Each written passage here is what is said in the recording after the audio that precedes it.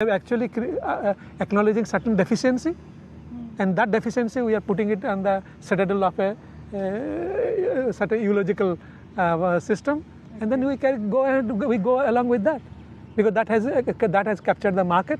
The market is carrying on, so there is nothing wrong with the market. Market has captured what has been given to them to capture.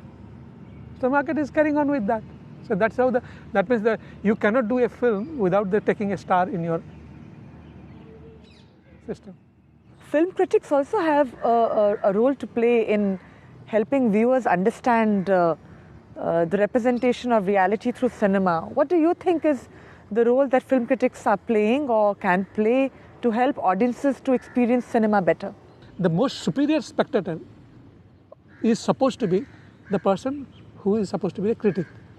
He's the superior spectator. Now, why I'm taking the superior spectator? Because his ability to understand a film and give a different outlook and clarity, so that it facilitates the audience to find a new value out of that.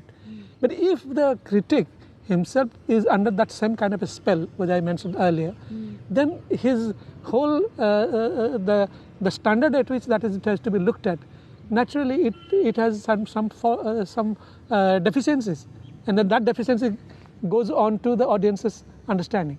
So then the growth is hampered, and that is why you will find why in Indian we have been making films for how long, how many years, how many films we are making every year.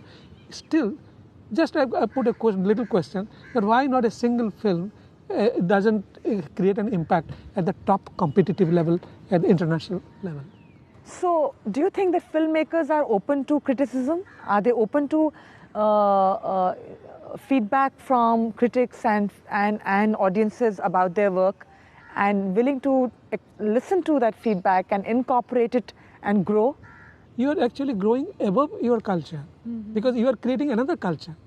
That culture which has got a lot of intelligence in terms of future. Now that's what your growth will be there. So these are the things which actually one has to take into account, and it is a continuous process, and it is a continuity of a particular momentum which has to be carried forward. But unfortunately, we don't have that continuity of that momentum.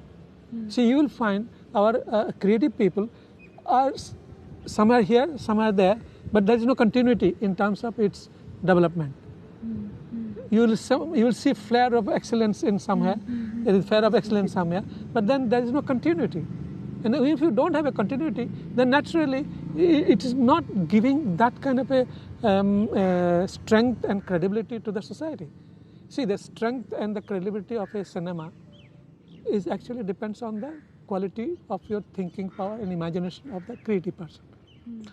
Now, when we are talking about the quality and the imaginative faculty, how will you define that imaginative faculty? Is the imagination something way out of your understanding, or it is something still you will be able to, because there are certain principles, certain rules are there which a creator develops it and then try to use it.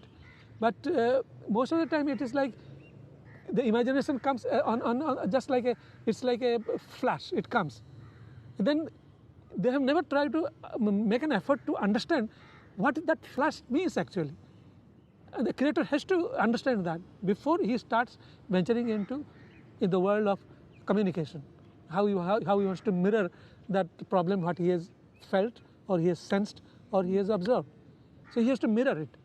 In order to mirror it, you need that kind of a perfection, that kind of a clarity, that kind of a distinction, and that kind of a imaginative quality. So these things are not being practiced actually, because that only can give some kind of a depth to your knowledge. Because just merely acquiring facts, what is happening now at one level, that you acquire facts, so you are well equipped and you know the craft. You craft a filmmaker.